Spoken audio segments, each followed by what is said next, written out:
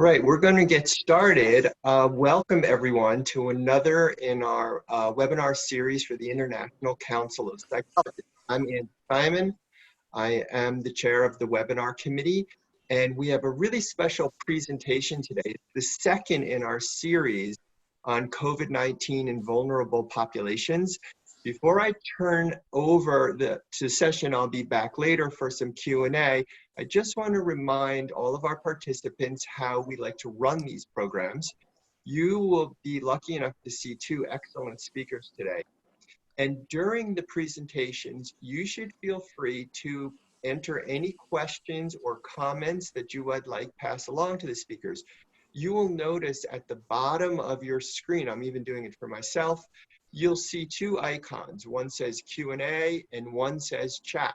At any time during the presentation today, please feel free to just go right ahead and enter your questions. We will try to keep track of everything and present as many as we can to our speakers as we progress.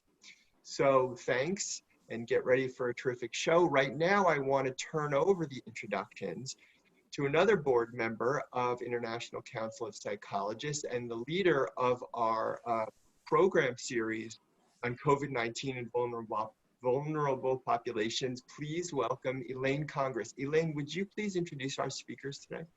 Yes, I will. Good morning, everyone, or afternoon or evening, wherever you are. And Andrew said, I'm Elaine Congress. I'm on the ICP board, and I'm the chair of this webinar series on vulnerable populations and COVID-19. And also at the United Nations, I represent two NGOs, the Institute for Multicultural Counseling and Education Service and the International Federation of Social Workers. And this webinar series on vulnerable populations has been planned by our committee, composed of Josephine Tan, Ann O'Rourke, Ellison Santos, Polly Hagernays, and Avani Yusan, with a lot of help from Andrew Simon, who is our webinar chair, and Mary Bullock, our Secretary General, who really makes this all possible. And this second webinar in our series, it will focus on refugees and COVID-19. And as we know, and we'll certainly know much more about it at the end of this presentation, refugees around the world have been especially affected by the pandemic. First, I just want to talk very, briefly about what are refugees. There are many. There are over 80 million people in the world are refugees, and they are internally displaced or asylum seekers. So that's a lot of people. And this is the most ever. Even you think with the virus, people aren't traveling as much from country to country, but nevertheless, the number of refugees has really increased. The rights of refugees have been protected for over 70 years because of three important UN documents. First, beginning in 1948, the United Nations Declaration of Human Rights. Then the Convention of 1951, which really defined what refugees were, and the Protocol of 1967, which expanded the scope and continued the process. And 147 countries have signed into one or both of these UN documents. So, well, what exactly does it say? Any individual should be able to relocate for a well-founded fear of being persecuted because of their race, religion, nationality, political opinion, or membership in a particular sexual group, which has often been interpreted as related to sexual orientation. So we have this doctrine, but how is it followed by the 147 countries who've signed on? Differently. First thing, countries can make a decision about how many refugees that they admit. And sometimes countries haven't always admitted maybe as many as they should given the resources that they have available. Number two, every country sets up different procedures and policies for admitting refugees and admitting people asking for asylum. And sometimes it's a long, tedious process. Some people have remained in refugee camps for 17 years, and there are many problems in terms of them waiting for asylum. And it's very interesting, like who is ultimately chosen to come. Now, also, I mean, just think about what the definition is. Who's not covered by this? First, it's a huge group of what we call environmental refugees. And these are people who are displaced because of terrible things that have happened where they live. There have been droughts, and they can no longer kind of grow crops they have before, so they're starving, so they migrate for this reason. Also, another factor is many people live in places where there are many floods, and so that makes it possible for them to stay there. So those are environmental refugees. But another big source of refugees, and I think maybe one of the most current sources, is refugees who relocate because there's so much war and conflict in the areas where they live. So this is setting a little bit about the background. So now we can ask, how have they fared with COVID-19? Well, as you might imagine, not well. I mean, many live in very crowded camps. Some of them are very large, like in Kenya, Bangladesh, and it was over like 200,000 people. I'm most familiar with ones like in the United States, like at our southern borders in Dilley, Texas. We don't have that many, but conditions are very tough. And this is a great place to spread the COVID virus. No social distancing when you spend your whole life within 2 or 3 feet of others, and with a lot of people coming in and and leaving. And I mean, it's a great place to spread a virus. Or also, I'm very familiar with in the United States I live in New York City, and there are many refugees who kind of live in like urban communities, and they don't have any luxury of working from home. They have to be kind of out there, taking public transportation, working in kind of low-paying jobs, delivery, or working in store with a lot of kind of contact, with other people, and no opportunities to wear a mask for the most part. And so COVID really spreads among them. Not to mention, medical care is like a real problem, and many who are undocumented don't have access to medical care. And in fact, in New York City, in terms of the ethnic groups, Latinos were the most seriously affected, both like having the virus and also by death. So this is just a little bit about the United States, and I think that refugees all over the world are suffering with similar problems. And today we're going to hear from our 2 speakers about some of these issues in other places in the world. In fact, our first speakers are going to be talking about issues in kind of a refugee camp, and our second speaker will be talking more about issues refugees face in the communities, and especially mental health issues. Now, our first speaker, which we'll hear from, is Joep Avezaat and Marijke Luitjenhuis, and they're both from Amsterdam. They're going to be speaking about their experiences in Camp Moria in Lesbos, Greece. They're both medical doctors, and they've worked in poor neighborhoods in The Hague with immigrants from Morocco and Turkey. Then, after they retired, they continued their work with refugees, working in medical projects around the world, in Bangladesh, and Nepal, and India, Gaza, and Sierra Leone.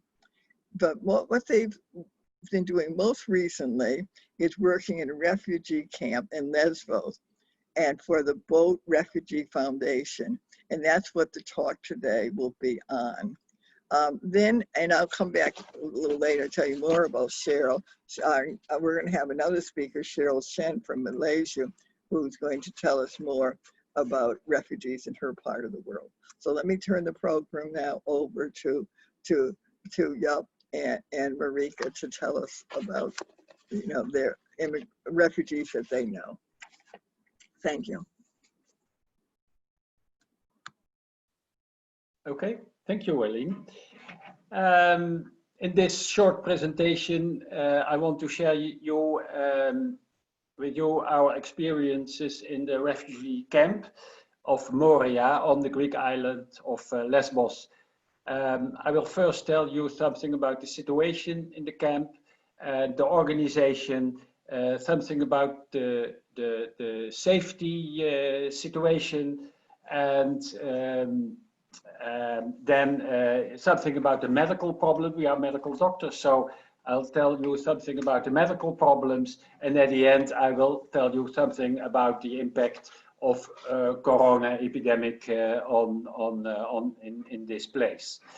On the map on the first slide, it is a little bit small, I think, but you can see Europe and Greece, and very nearby the coast of Turkey, there's the island of Lesbos at the red point, and it's just a few kilometers from the coast of Turkey, and that's why a lot of refugees coming by boats about that few kilometers of sea to the so-called safe coast of Europe. First of all, this statement, Camp Moria was the most horrible thing we saw in our life. So that's the first thing I want to be said.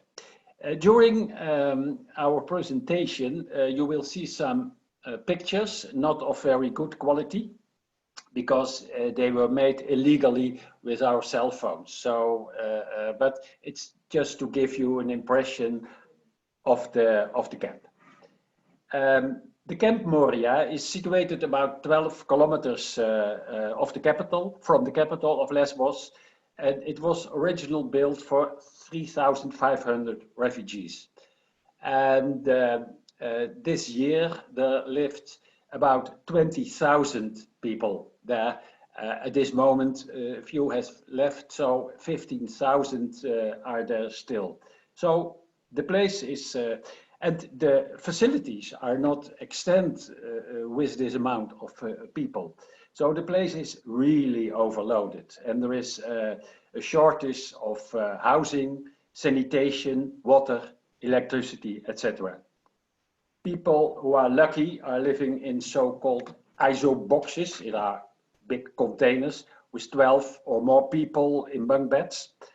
But most of them are living in the surrounding olive groves on a very steep slope of the island, and they are living there in small tents from UNHCR or tents and huts they made themselves.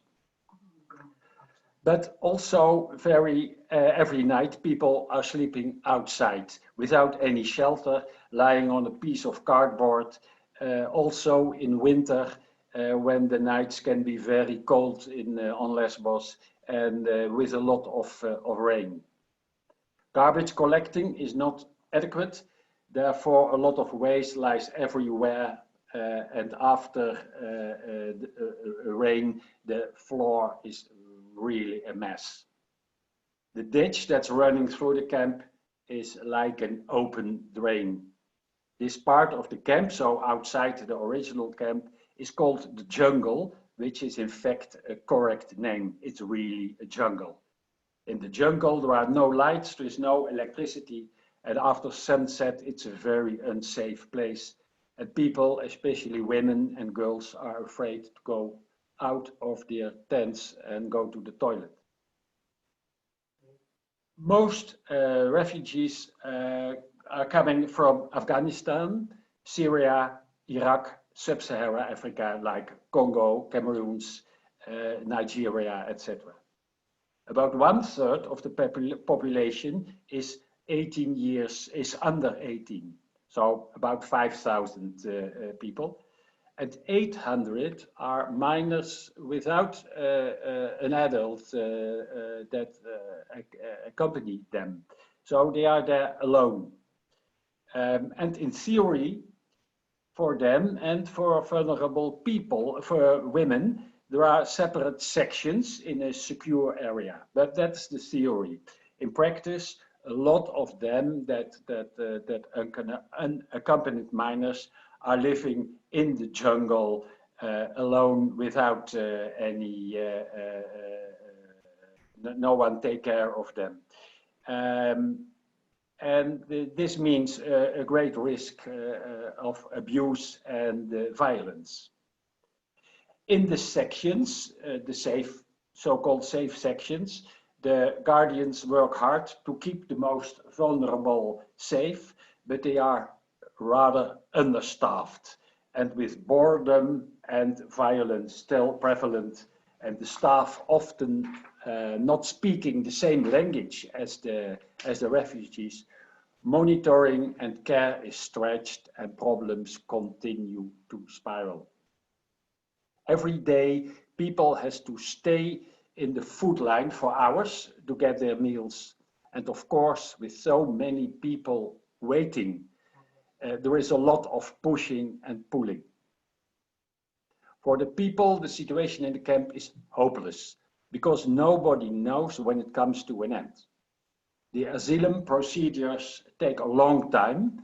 People arriving in the camp get an appointment for the interview sometimes a year or a year and a half later, the first interview. And the procedures are very unclear, even to the lawyers who are working there. And that procedures are often subject to changes. So it's a very unsecure situation for the people. About the organization, of course, the Greek authorities are in charge of the camp and they provide some services. But again, they are overloaded and or insufficiently organized. That's why a numerous amount of NGOs are working in the camp. For instance, in the field of healthcare, there are 6 or 7 NGOs working, like MSF, Medicines Without Borders, Médecins Sans Frontières, both Refugee Foundation, Medical Volunteers International, etc., etc. Between that NGOs, there is a rather good cooperation, and everyone is focusing on their own field. About the safety, or better, the unsafety. You can imagine that on a place so badly organized and so overcrowded, and people so desperate, safety is a serious problem. And indeed, there are a lot of thefts, robberies, prostitution, sexual assault, and rape, and drugs using of drugs and dealing of drugs are very frequently seen. There are periods that there are big fights between groups of refugees in the camp on a daily basis, and often with knives, which result in stab wounds more than once with a deadly ending. Besides these safety problems amongst the refugees themselves, also the environment becomes more and more hostile. You can understand that the Greek inhabitants are very tired of the situation on the island, and some groups becomes aggressive to the refugees and lately also to the volunteers working in the camp. So people of Moria camp lives under great and long-lasting pressure and feelings of insecurity. About the medical problems we saw. Like all service in the camp, the healthcare system is again overloaded, both during day and the evening and in the evening.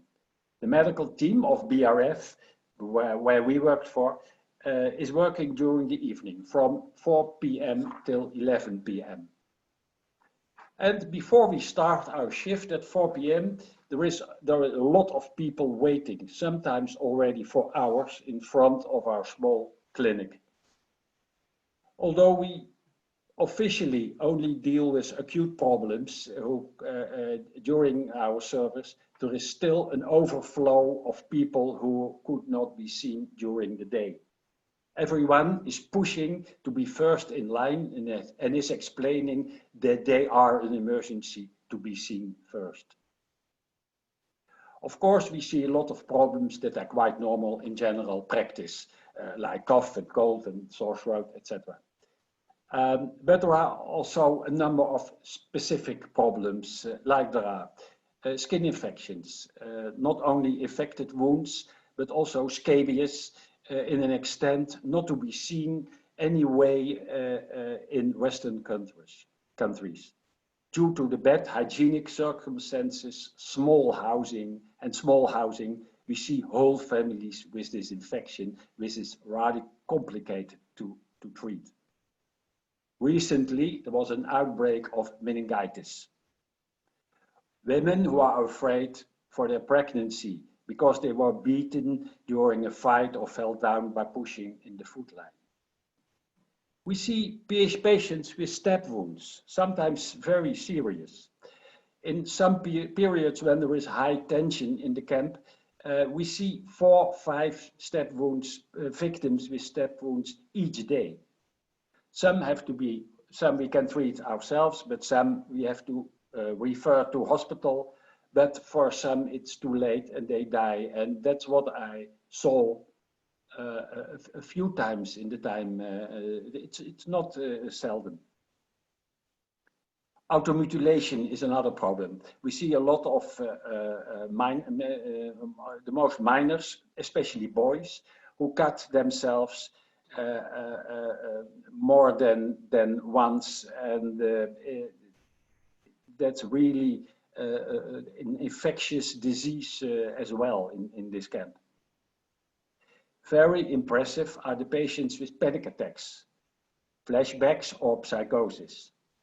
Often they are unconscious and bringing, lying dragged in a blanket and brought in by friends, tent mates or relatives. They were running through the camp to the clinic, through the whole camp to the clinic, and everyone is in panic and scared. First of all, of course, we have to exclude somatic pathology, and then we try to calm them down. While behind we have only small rooms, so behind the other curtain, other patient with other problems is treated. Sometimes we have a psychologist or a psychiatric trained nurse in our team who can treat these patients, but mostly we don't have. And yeah, we try to do what we can. We have small amounts of psychiatric medication, but we are very reluctant to use that a lot. And so we try to, by talking and by to give the patients some comfort, to calm them down and explaining what is happening and what is the cause of their attack. Of course, we see also a lot of patients with sleeping disorders, feelings of depression, suicidal attempts, etc., etc. People tell us terrible stories. They tell us terrible stories about the reasons why they left their homes. The loss of so many relatives and friends and what happened to them on their way to Lesbos. Especially from African people, both women and men, we hear stories of sexual assault and rape, either in their home countries as on their way to Europe. In theory, again, we can refer patients with this kind of problems to NGOs who can give treatment for this. But also these services are overloaded and the waiting lists are very long. So these serious patients have to wait sometimes for months to get proper treatment. And sometimes, in some periods, referral is not possible anyway because the waiting list is too long and closed. We cannot provide chronic psychiatric medication, so the treatment of this kind of patients is very insufficient. Given this situation, corona epidemic is coming above that. We are very happy that until now, no COVID-19 infection in Moria is reported. But we can test only 5 patients a day at this, 5 on 20,000 people. And that while tourists coming to Greece, every tourist that's coming to Greece nowadays gets a test. But okay, that's the way it is. Of course, we are very happy with the fact that there is no corona until now, because it would be a disaster in such bad circumstances in hygiene and housing. Social distancing, like it is said before, sorry, is impossible. Of course, the impact of the threatening of the corona epidemic is tremendous. People are nervous and afraid, knowing that they can't protect themselves and knowing that medical care will not be sufficient when there is an outbreak. I think on Lesbos there are 3 or 4 intensive care beds available for all that people and for the original Greek people on the island. During lockdown, the refugees were not allowed to go out the camp, and I think it's still not allowed at this moment. Mothers tried to keep their children in the small tents while there are no social activities, because all non-medical NGOs had to leave the camp. So no school for the children, no library, no sport or music activities, no stress relief classes, etc., etc. And in March, the beginning of the epidemic, a lot of medical volunteers also left Lesbos, of course, because they were needed in their own countries. And there were just enough doctors and nurses left for a day shift 5 days a week. So the rest of the time, there was no medical service in the camp. So in the weekend and in the evening and night, only 1 Greek doctor was available for all those patients. You can imagine that this has an enormous impact on the well-being of the people. The more that it came all on top of all the other problems. To end with, it's impossible to give, of course, in this short presentation, a good overview of the situation in the camp. But I hope that you will have any idea about it. And last but not least, in our opinion, it's very shameful that in this relatively rich Europe, so many people who fled their countries from life-threatening situations lives here under these humiliating conditions. Thank you.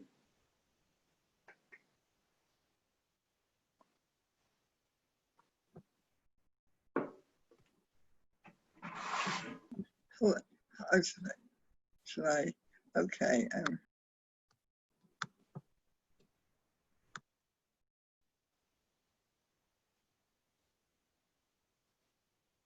Okay.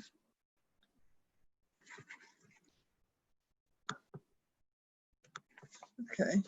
Hi, everyone. Well, that was very, I don't know about you all, but that was very moving, thank you, so much. And now we're going to turn to our second speaker, Cheryl Shen.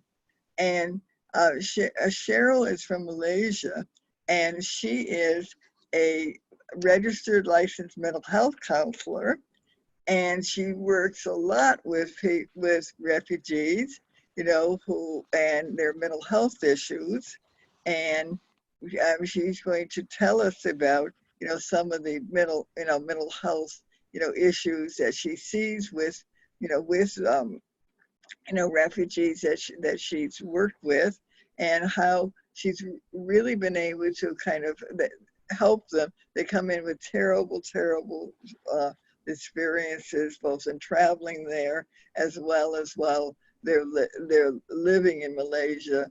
But in working with them, she listens to their stories and really helps them change and feel more empowered and resilient and just able to, cope with life better in their new country. So without further ado, let me turn the program over to Cheryl. Thank you, Elaine. So before we go straight into looking at the impacts of pandemic on the refugees and asylum seekers, I would like to give a picture of how the refugees and asylum seekers' life is before the pandemic. And so we can have a better understanding on how this pandemic actually has intensified their existing struggles. So can I move to the next slide? Yeah. So this is the statistic by UNHCR Malaysia as of end of June 2020. So there is, as you can see, there is close to 180,000 refugees and asylum seekers registered with UNHCR Malaysia. And 68% of them are men, 32% of them are women. Then there are approximately 50,000 of them are children. So, and you can see majority, close to 90% of them actually originated from Myanmar, and followed by Pakistan, Yemen, Syria, Afghanistan, Sri Lanka, Palestine, and also some of them are actually from Somalia and Sudan. So in the NGO that I worked in before in the past few years, this NGO actually focused on providing services to refugees and asylum seekers from the Middle Eastern countries, Central Asia, and the African region. So we focus on the minority of the marginalized population. So move on to the next slide. Yeah. So when they arrived in Malaysia, they need to go through different stages to be registered as refugee. There are also certain requirements and conditions that need to be met, so then they could be in the resettlement process. So prior to granting them a refugee status in the RSD interview, which is the second stage, they are categorized as asylum seekers.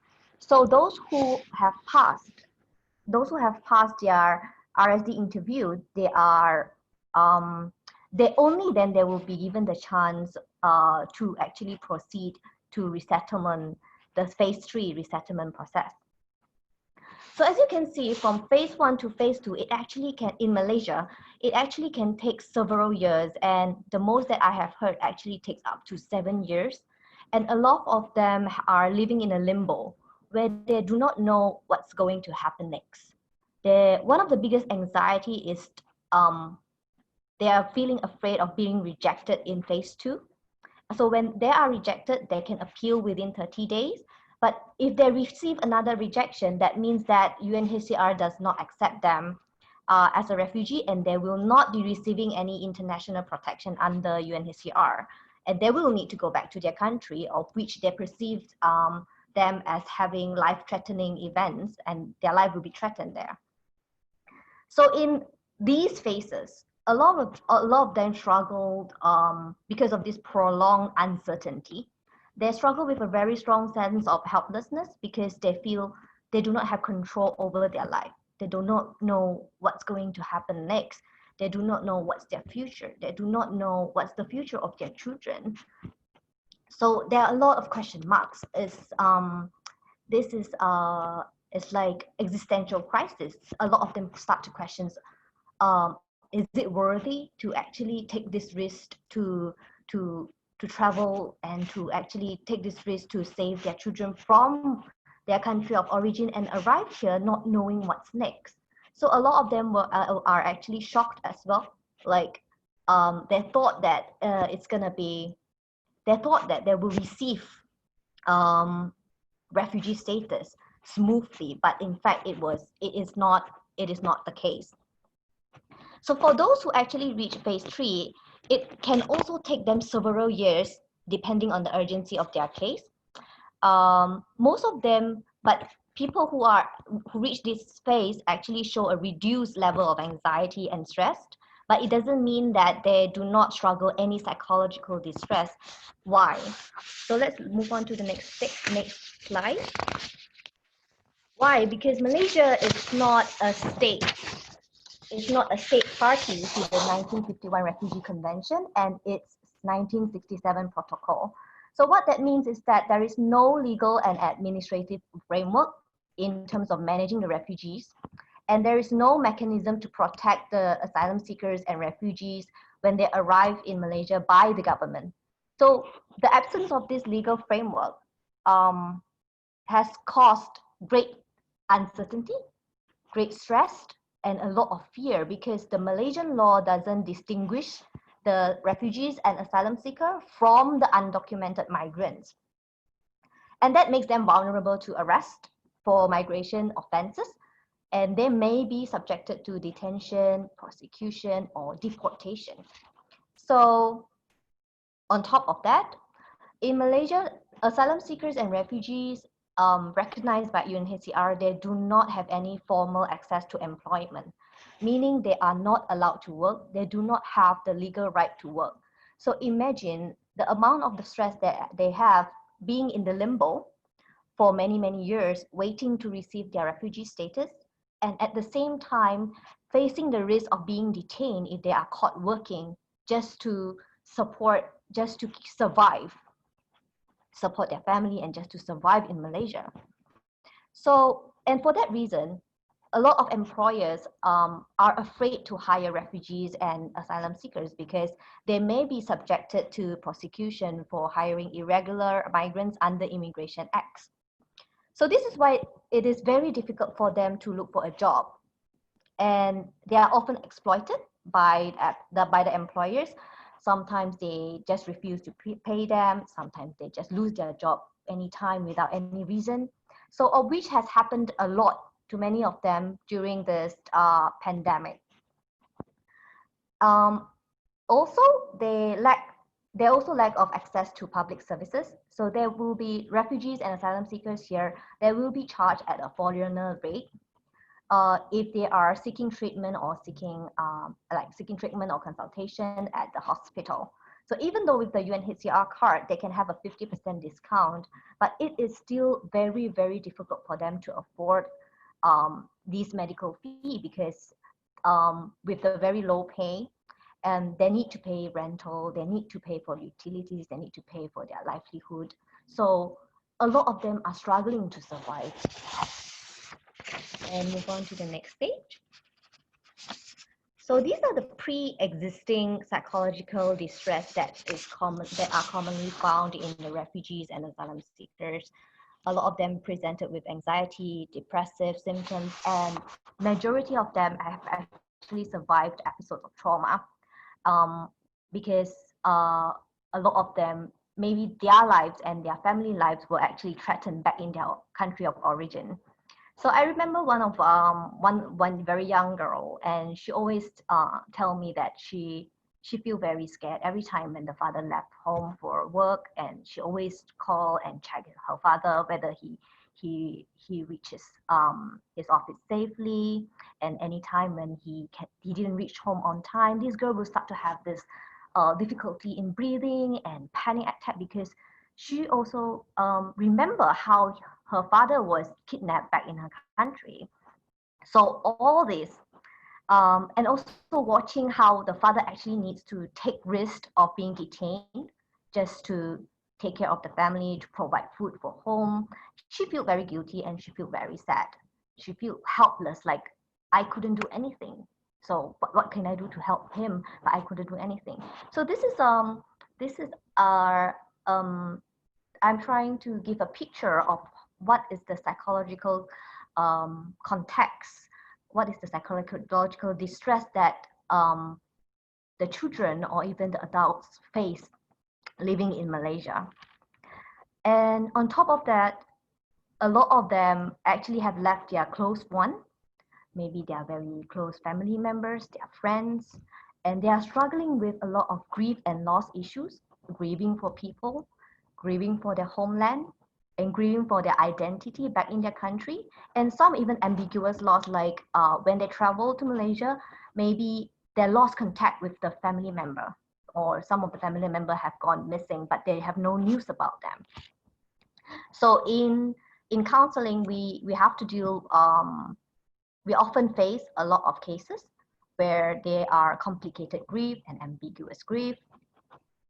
And there are also clients who presented with suicidal tendency. So all these, it become more difficult to manage during the COVID-19 pandemic. And move on to the next slide. So when the pandemic hits, close to 60 to 70% of the refugees and asylum seekers actually lost their jobs immediately. And they lost their main income. They lost their main income to bring food and to provide shelter to keep their family members safe.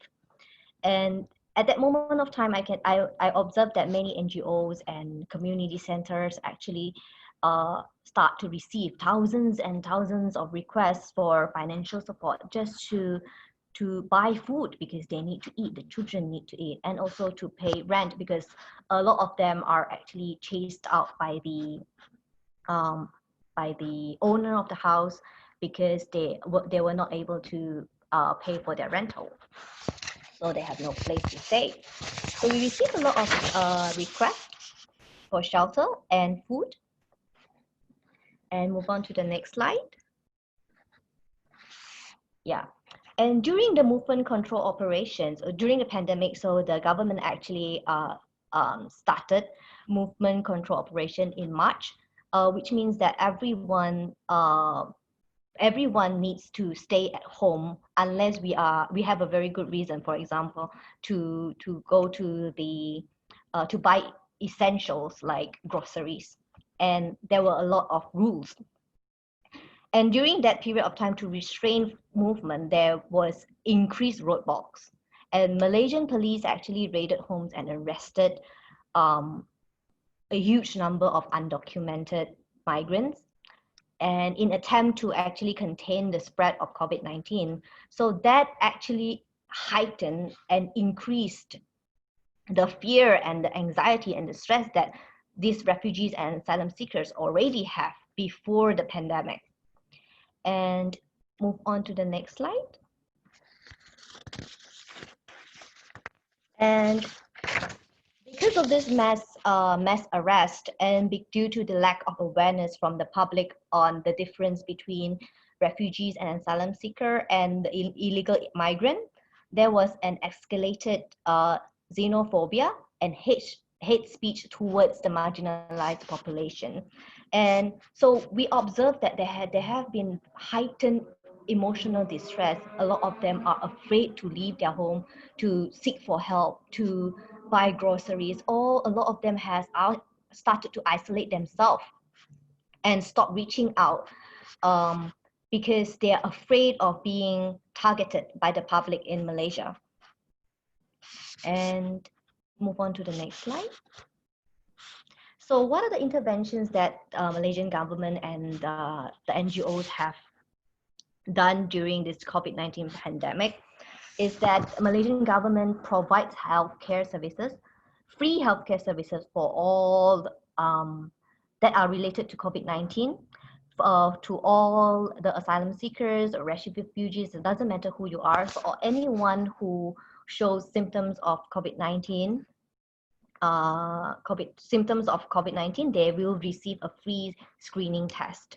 So, and there are multilingual public messages, like information about preventive measures, and online and hotline were spread among the communities by the community leader. These community leaders take on a role like a focal point, where they connect the NGOs and the refugees and asylum seekers. So at this period of time, they play a very, very significant role. So these community leaders and interpreters keep a very close contact with the service providers, such as the counselors, the social workers, the legal advisors. So all these service providers keep an eye on the needs that need to be allocated to those who are highly vulnerable. So during this period of time, actually, many NGOs have successfully raised fund for food aid, and some hygiene products, and also some emergency fund for pregnant ladies to bear the delivery cost at the hospital, and also some medication and treatment for critically ill patients. As for me, as a mental health practitioner, we keep in touch and also follow up with clients who are struggling with severe mental health disorder and also with high suicidal tendency.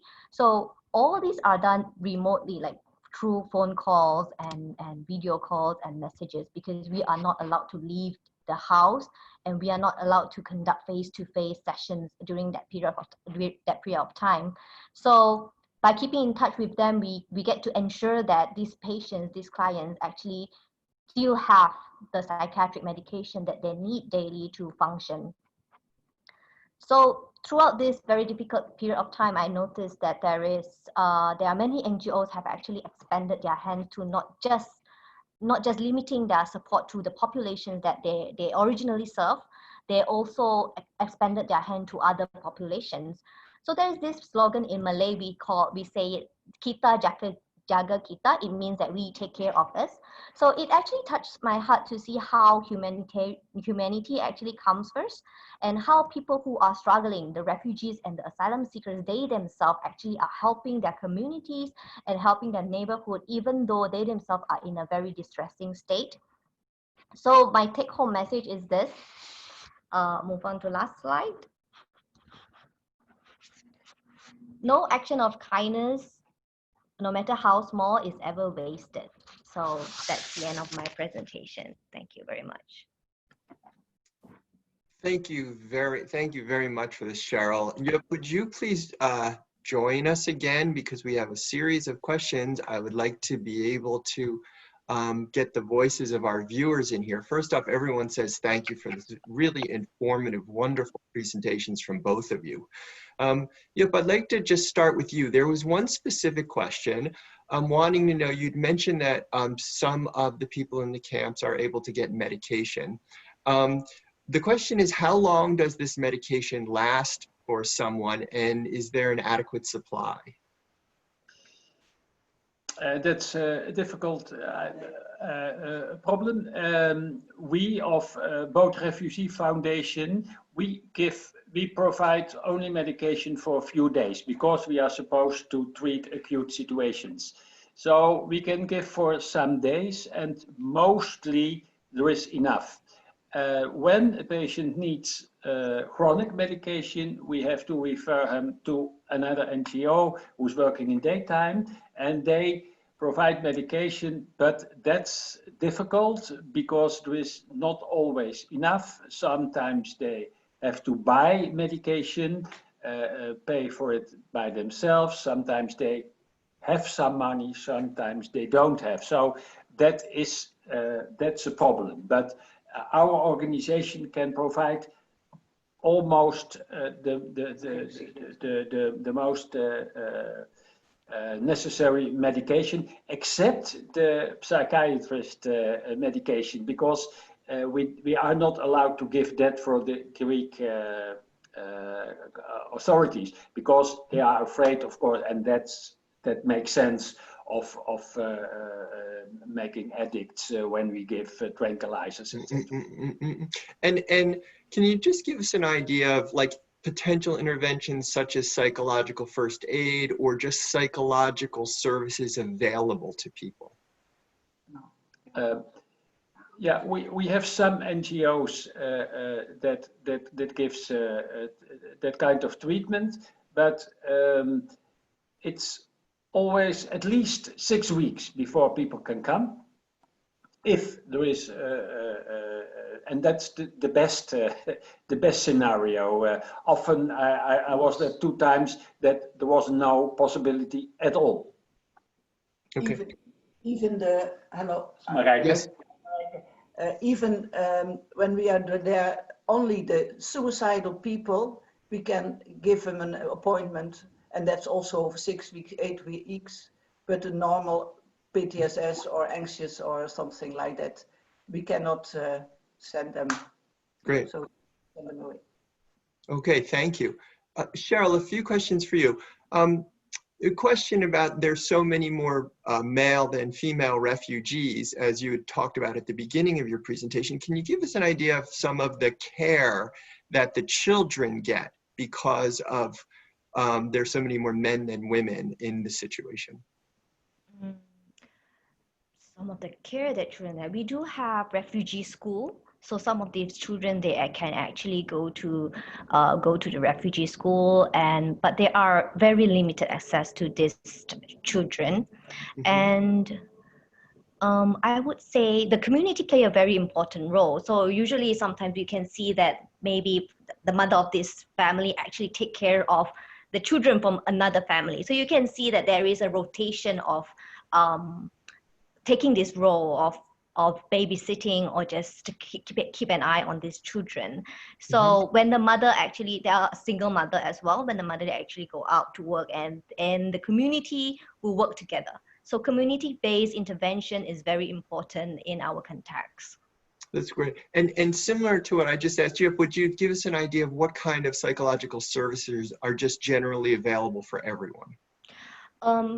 Psychological first aid is one of the training that everyone can actually takes on, because it is not psychotherapy, it is not counseling, it is something that we all can do to listen to what are the problems, to actually see who are the vulnerable, who needs more help at that time, and then to link them with the services that are available. So they don't do counseling, they don't do therapy, but they will be the person who actually follow up with all these, let's say, people who are highly vulnerable. They will follow up with them and refer them to maybe a psychiatrist, maybe a psychologist, if they need something, a specific treatment. And we do not, for that psychological first aid, they do not focus only just on mental health related issue. They also screen, do they need medical attention? Do they need financial support? Do they need any other support? Basically, it's like a screening. Great. Yeah. Thank you. And I just want to ask each of you, Joep, we'll start with you. We have viewers from around the world, and ICP's members and our viewers are always interested in what can we do as psychologists and in psychology-related professions. Could you each, Joep, would you start, take a minute or two and talk about what our viewers can do to help out? Two things. Of course, we can always use people on the spot on Lesbos, and there are a lot of NGOs working with volunteers. We are always looking for psychologists, either for the medical team to give individual psychological first aid or treatment, or in the other team, that's psychosocial team. You are giving the stress relief classes and the kind of mindfulness course. That's one thing. The other thing is, of course, support the work it's also a question of money, of course. And I think it's good to be aware in your own country when you see people, refugees from all those countries, and to know about in what kind of situation they have been and where they have come from. So I think it's very important to be aware of that. So that are the things people can do. Thank you. Thank you. Very helpful. Cheryl, could you answer that as well? Role of psychologists, I would say, what I think is helpful is to actually spread awareness and to normalize this anxiety, these depressive symptoms, to normalize it so that they do not feel they are the only one who experience it, because it is totally normal to feel anxious during this pandemic. It is totally normal to feel stressed. So normalizing it is one that the psychologists or even not psychologists can actually do, and also to have support groups. Like, for example, let's say group people who have similar experiences. Let's say if they have close ones who are diagnosed with COVID-19 positive, or who has lost someone to this COVID-19. So to group them together and have this support group, peer support, let them talk about their experiences so that they know that they are not alone. So this being connected with people is the social connection is the core to build their resilience. Yeah. Thank you. Thanks, Cheryl. Thank you both. I want to just turn it over to Elaine now with a few minutes left before we wrap up. Elaine, please go ahead. Yeah, okay.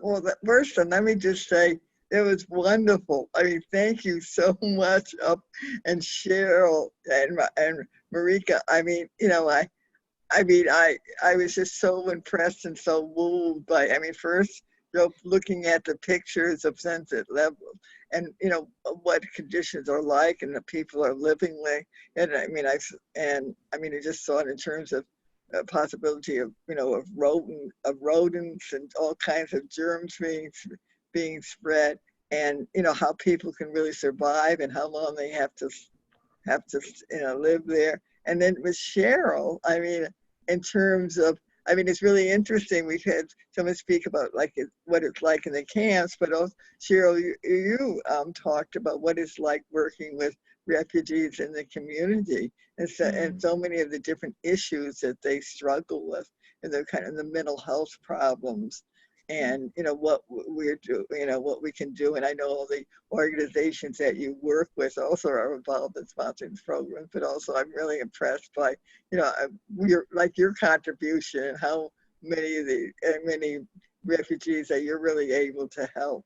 So anyway, let me just say I was very moved by the program, and I was very struck too about how refugees all over the world suffer similar things. And I'm thinking, well, I mean, it turns out I'm most familiar with the United States, and, you know, what our refugees, both ones who live in camps at the border and ones who live in the community, places like New York City, you know, the issues that struggle with it. And so, I mean, I like to think about our next interventions, you know, and as Andrew said, you know, in terms of what psychologists and social workers, my other profession, and we all can kind of do in terms of working with this. And I mean, one thing, I first in education to learn about it and to know more about it, but, you know, also like advocacy. And I mean, I think we have to, you know, advocate kind of within our own governments, you know, for different policies in terms of the way that we, you know, we relate to refugees. And then, and also, and I'm involved at the United Nations. Not that I have power over what exactly they do, but I mean, we, you know, we have some advocacy mechanisms there, at least to kind of acquaint them with some of the, you know, current issues refugees are struggling with and how we can expand our policies. So anyway, these are my past, you know, my final thoughts about your talks, which I just were wonderful and very inspirational. And I want to, you know, thank everyone. I hope everyone found that our second webinar on vulnerable populations and refugees is really important and interesting. And stay tuned. We don't quite have the date yet, but for our third webinar in this vulnerable population series, which will be on children, and that will be next month in September. So I hope that you found our webinars on vulnerable populations interesting and will come again. Thank you. Thank you. Thanks, Elaine. To wrap up, I want to thank you, Marijke, Cheryl, Elaine, and the Vulnerable Populations Committee. You guys gave us a wonderful presentation today. Thank you for our viewers on the screen, and of course, always to Mary Bullock, who's behind the scenes making this webinar work. So we welcome everyone back, and please stay engaged with us. Have a great day. Bye-bye. Bye.